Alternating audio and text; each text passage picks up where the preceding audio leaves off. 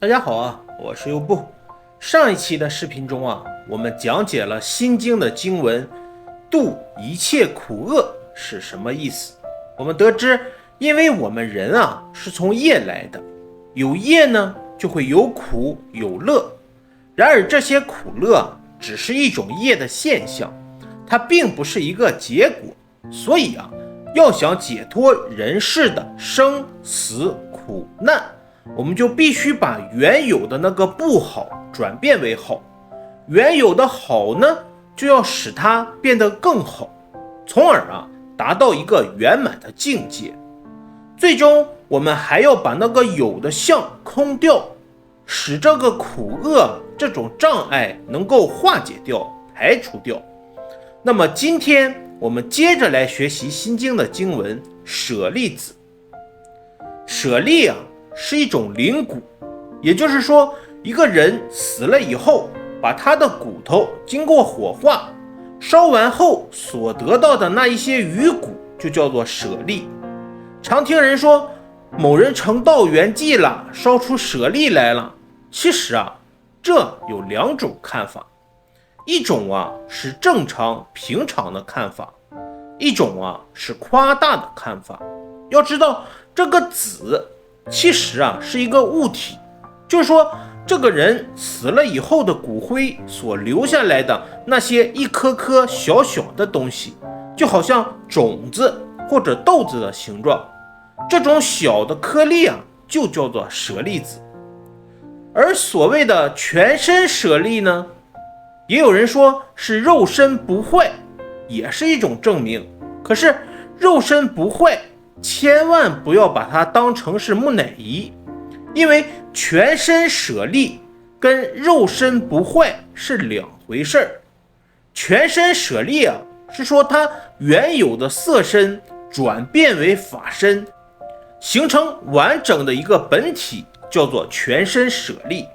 绝不是说这个人从头到脚全身都是舍利子，不是这么解释的。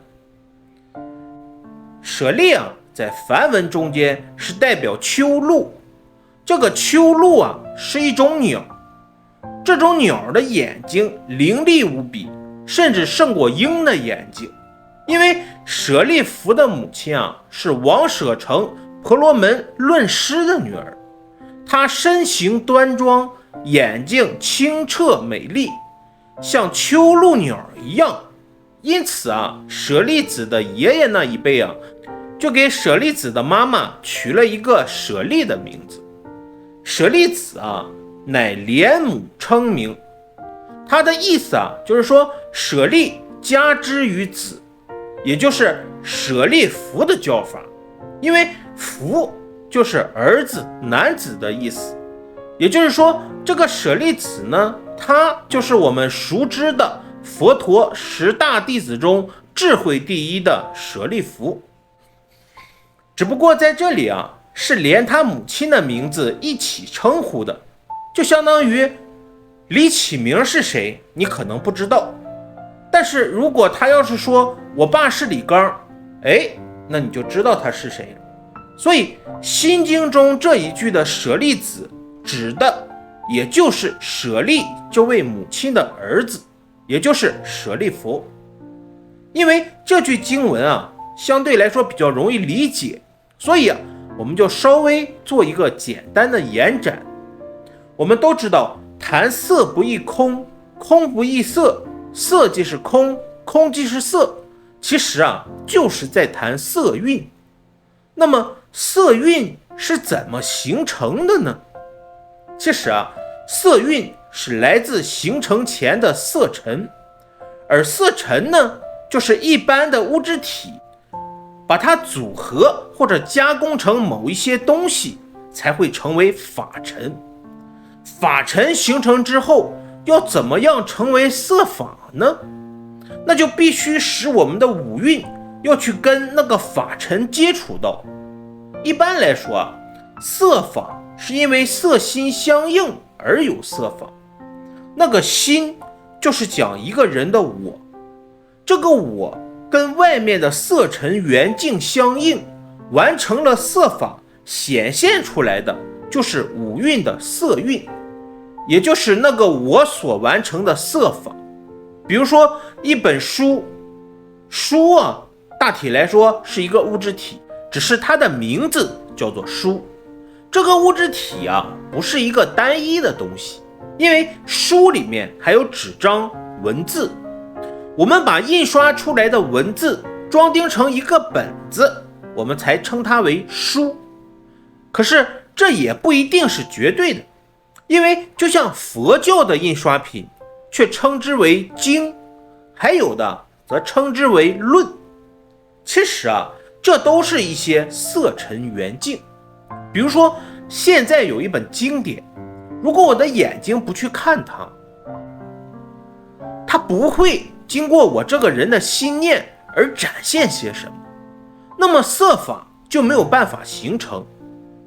一本书由纸印上字再装订起来就是法尘，如果只是纸或者字，那叫做色尘。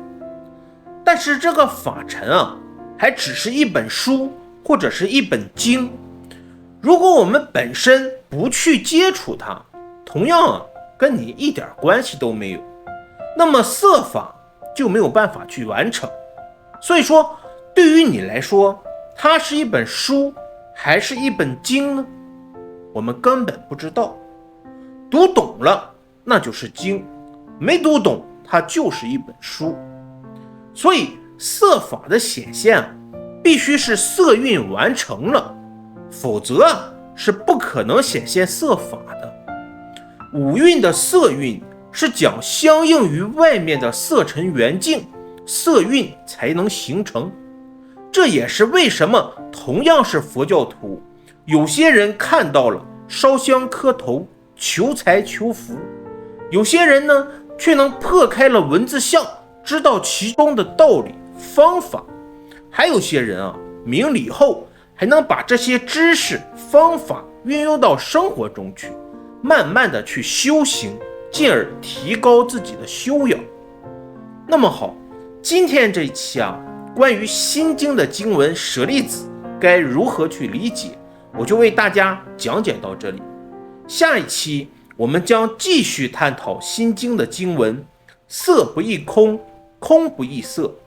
游步在这里祝您60吉祥，身心安乐，法喜充满。感恩大家，我是游步。